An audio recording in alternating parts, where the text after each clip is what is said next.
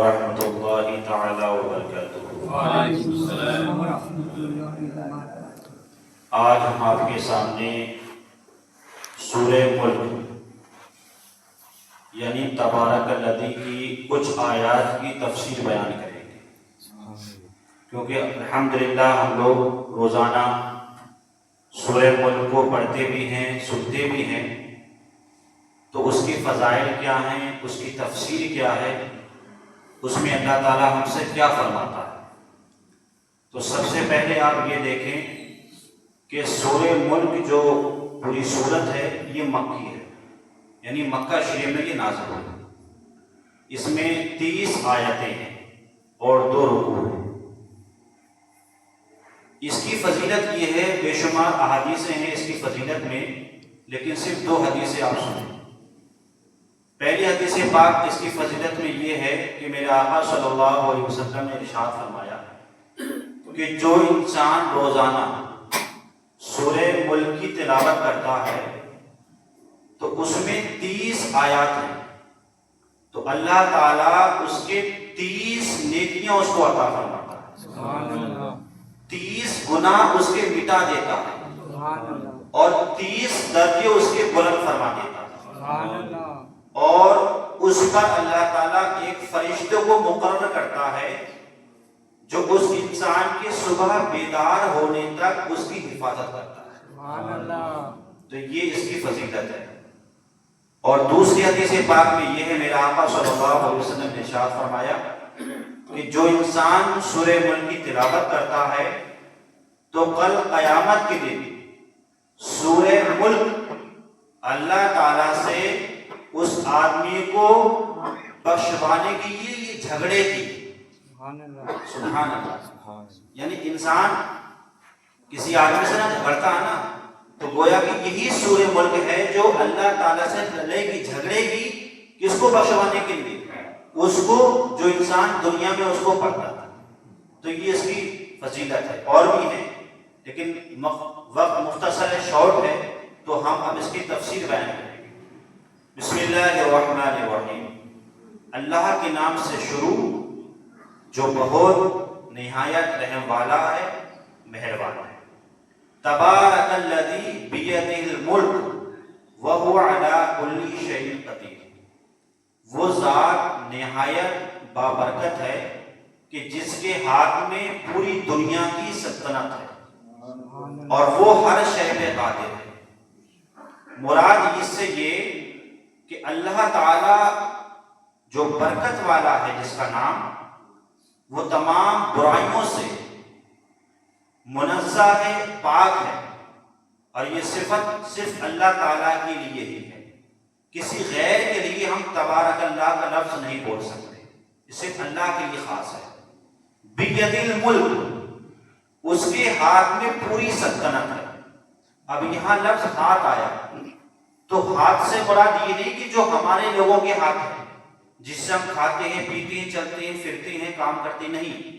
اس ہاتھ سے مراد یہ ہے کہ اس کا جو دست قدرت ہے، وہ تمام اس کی جو سلطنت ہے وہ پوری کائنات پر، بیدہ الملک، اور وہ پوری کائنات کا کیا ہے، مالک ہے۔ چاہے وہ زمین ہو، آسمان ہو، سورج ہو، چاند ہو، انسان ہو، کچھ بھی ہو، اس کی مختصر یوں سمجھے کہ بغیر اللہ تعالیٰ کے حکم سے پتا بھی نہیں ہلتا ہے۔ اور آگے فرمایا وَهُوَ عَلَىٰ كُلِّ شَيْءٍ قَدِيرٌ، اور وہ ہر چیز پر قادر ہے، ہر ممکن شے پر وہ قادر ہے۔ اب اعلیٰ حضرت نے جو اس کا ترجمہ فرمایا کہ وہ ہر شے پر قادر ہے، ہر ممکن شے پر قادر ہے، لیکن یہاں کچھ لوگ الگ ترجمہ کرتے ہیں۔ وہ یہ کہتے ہیں کہ جب اللہ تعالیٰ ہر شے پہ قادر ہے تو نعوذ باللہ اللہ جھوٹ پر بھی قادر ہے، نعوذ باللہ۔ یعنی وہ لوگ اس کا بھی ترجمہ کرتے ہیں کہ جب اللہ ہر شے پہ قادر ہے تو وہ جھوٹ بولنے پہ بھی قادر ہے، لیکن الحمدللہ ہمارا یہ عقیدہ نہیں ہے۔ ہمارا عقیدہ یہ ہے کہ اللہ تعالیٰ ہر ممکن شے پر قادر ہے۔ اس سے مراد کیا؟ یعنی اللہ تعالیٰ جسے چاہے عزت دے، جسے چاہے ذلت دے، جسے چاہے مالدار کرے، جسے چاہے غریب کرے، جسے چاہے عمر اس کی لمبی کر دے، جس کی چاہے چھوٹی کر دے، جس کو چاہے اللہ تعالیٰ مال سے اس کو نواز دے، جسے چاہے اللہ تعالیٰ علم سے اس کو نواز دے۔ تو یہ اللہ تعالیٰ کی قدرت میں ہے کہ یہ چیزیں ہم خود بخود حاصل نہیں کر سکتے، کہ کوئی انسان عزت حاصل کرے، ایسا نہیں ہو سکتا، کہ جو کچھ بھی ہے اللہ تعالیٰ کی قدرت شامل حال ہوتی ہے۔ اللہ تعالیٰ جسے جو چاہتا ہے وہ عطا فرماتا ہے۔ ایسی اللہ تعالیٰ جسے چاہے موت دے، جسے چاہے وہ زندگی دے، جسے چاہے وہ اولاد دے، جسے چاہے کسی کو اولاد نہ دے، جس کو چاہے بیٹا بیٹی دے، جس کو چاہے بیٹا بیٹی نہ دے۔ اور ہم دیکھتے بھی ہیں کہ اللہ تعالیٰ کسی کی اولاد نہیں ہے، کسی کی اولادیں ہیں، کسی کی صرف بیٹے ہیں، کسی کی صرف بیٹیاں ہیں، اور کسی کے بیٹے بیٹے دولیاں ہیں، کسی کی کچھ بھی نہیں ہے۔ تو گویا کہ یہ جو سب کچھ ہے نا، یہ صرف اللہ تعالیٰ کے ذمہ کرم پر ہے۔ اس لیے فرمایا وَهُوَ عَلَىٰ كُلِّ شَيْءٍ قَدِيرٌ، وہ ہر چیز پر کیا ہے؟ قادر ہے۔ بارش برسانے پر، روح نکالنے پر، اب یہ جو اس کے فرشتے ہیں وہ مقرر ہیں، اس نے حکم دیا ہے۔ اور آگے رب ارشاد فرماتا ہے الذی خلق الموت والحیات لیبلوکم ایکم احسن عملا۔ الذی خلق الموت، وہ ہے اللہ جس نے موت اور زندگی کو پیدا فرمایا، جس نے موت کو زندگی کو پیدا فرمایا۔ موت زندگی کیا ہے؟ موت کسے کہتے ہیں اور زندگی کسے کہتے ہیں؟ موت کہتے ہیں کہ جسم کا روح سے نکل جانا۔ اگر ہمارے جسم کے اندر اگر روح ہے تو یہ زندگی ہے، اور روح اگر ہماری نکل گئی تو یہ موت ہے۔ تو اللہ تعالیٰ نے موت کو بھی پیدا فرمایا اور زندگی کو پیدا فرمایا۔ اچھا، زندگی کیوں پیدا فرمایا؟ ایک سوال ہے کہ بھائی کیوں فرمایا؟ کوئی نہ کوئی مقصد۔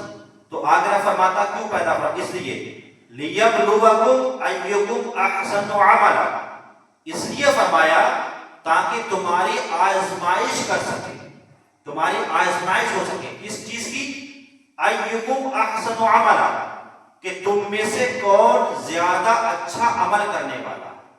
یعنی یہ دنیا جو ہے نا، یہ دارالعمل ہے، یہاں پر ہم عمل کرنے کے لیے آئے ہیں۔ تو اللہ تعالیٰ نے ہمیں جو زندگی عطا فرمائی ہے، وہ زندگی اس لیے ہے تاکہ اللہ تعالیٰ تمہیں آزمائش کرے، تمہیں آزمائے۔ کیسے؟ تمہیں مصیبت دے کر، تمہیں پریشانی دے کر، تمہیں اولاد نہ دے کر، تمہیں مال نہ دے کر، کبھی تمہیں بھوکا رکھے گا، کبھی پیاسا رکھے گا، کبھی بیمار کرے گا۔ تو یہ سب کچھ جو ہوگا یہ تمہاری آزمائش کے لیے۔ اب اس کے بعد اللہ یہ دیکھے گا کہ یہ بندہ میری اس آزمائش میں کامیاب ہے یا نہیں ہے۔ یعنی تم نے دنیا میں کتنے اچھے عمل کیے، نیک عمل کیے یا برے عمل کیے۔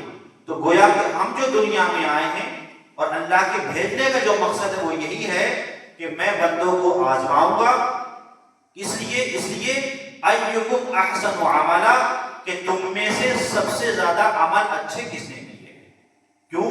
وَهُوَ الْعَزِيزُ الْغَفُورُ، اور وہ بے حد غالب بخشنے والا بھی ہے۔ یعنی وہ بہت غالب بھی ہے اور بخشنے والا ہے، کہ اگر کسی صاحب ایمان نے کلمہ تو پڑھا لیکن اگر اس نے کوئی گناہ کیا ہے تو اللہ کی شان اور اس کی رحمت اور عظمت اتنی بڑی ہے کہ وہ گناہ گاروں کیا کرتا ہے؟ بخشتا بھی ہے۔ اب موت اس لیے ہے کہ اللہ تعالیٰ جب ہمیں موت دے گا اور موت کے بعد جب قیامت قائم ہوگی تو اب ہر ایک کی سزا اور جزا ملے گی۔ جس نے نیکیاں کی ہوں گی تو اس کو جنت ملے گی، جس نے گناہ برائیاں کی ہوں گی تو اس کو جہنم میں ڈالا جائے گا۔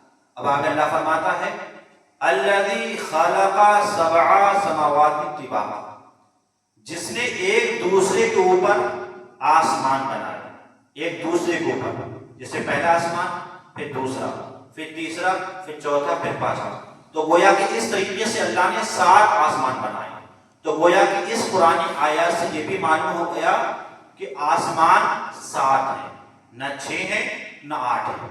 اب کوئی اعتراض نہیں کر سکتا۔ اگر کوئی اعتراض کرے کہ آسمان کتنے ہیں تو ہم قرآن کی اس آیت سے ہم دلیل دے سکتے ہیں کہ رب نے فرمایا الذی خلق سبع سماوات طباقا، کہ جس نے ایک دوسرے کے اوپر 7 آسمان بنائے۔ تو پہلا آسمان وہ ہے جس کو ہم دیکھتے ہیں، اور باقی 6 جو آسمان ہیں وہ اس کے اوپر ہیں۔ پھر عرش معلیٰ ہے، سدرۃ المنتہا ہے۔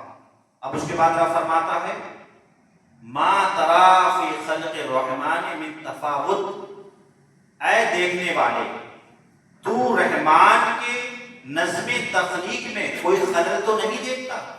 یعنی اللہ تعالیٰ نے جو آسمان بنایا ہے تو اس کی جو نظم ہے، اس کی جو تخلیق ہے، جو سسٹم ہے، اس میں کوئی تجھے درار تو نظر نہیں آ رہی ہے، کوئی خلل تو نظر نہیں آ رہا ہے۔ فرجع البصر، تو دیکھ، بس دوبارہ اس کو دیکھ، ہل تری من فطور، تو ان میں کوئی بھی شکاف تو نہیں دیکھے گا۔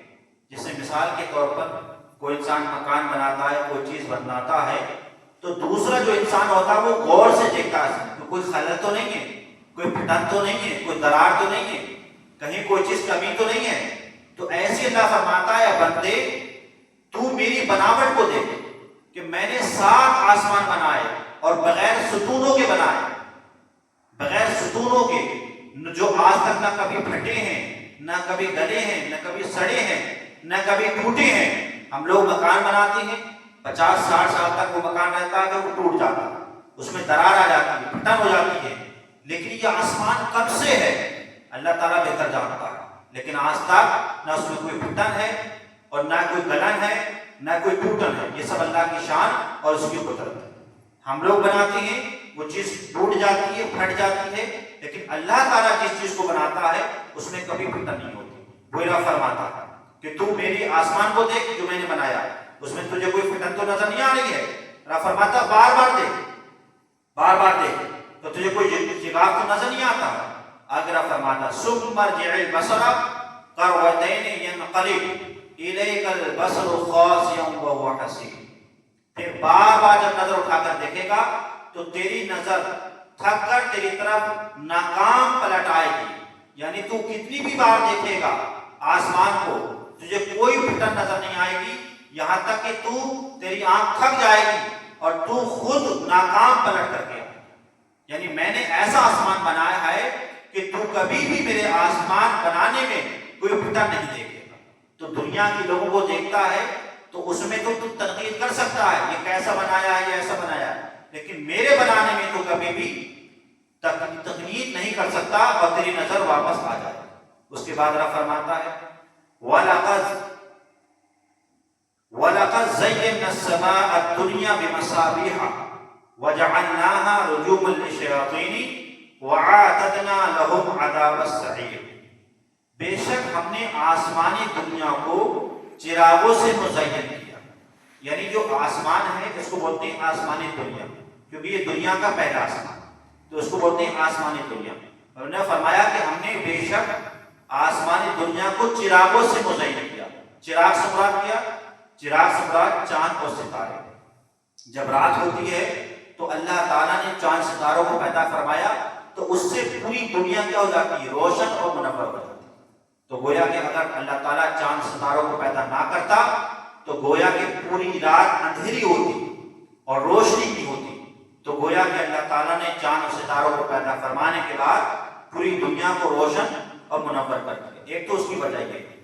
دوسری وجہ یہ تھی چاند ستاروں کو پیدا کرنے کی کہ جو دنیا کے جو شیطان تھے تو وہ آسمان پر جا کر کے فرشتوں کی باتوں کو سنتے تھے کہ فرشتے آپس میں بات کیا کر رہے ہیں، تو اور بات کرنے کے بعد جو باتیں کرتے تھے وہ شیطان ان باتوں کو کاہنوں کو بتاتے تھے۔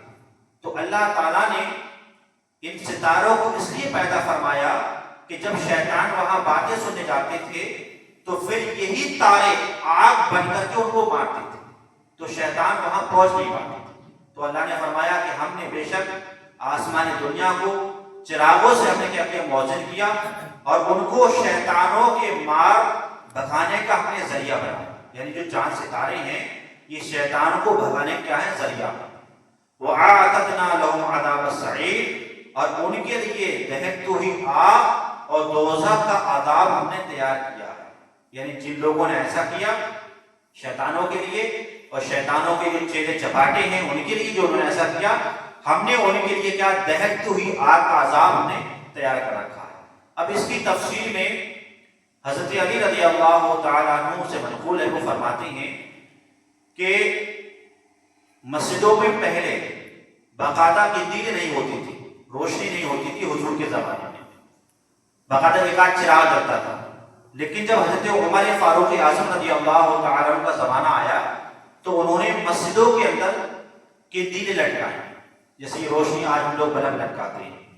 تو حضرت علی نے دعا کی، مولا کہ جس طریقے سے تو نے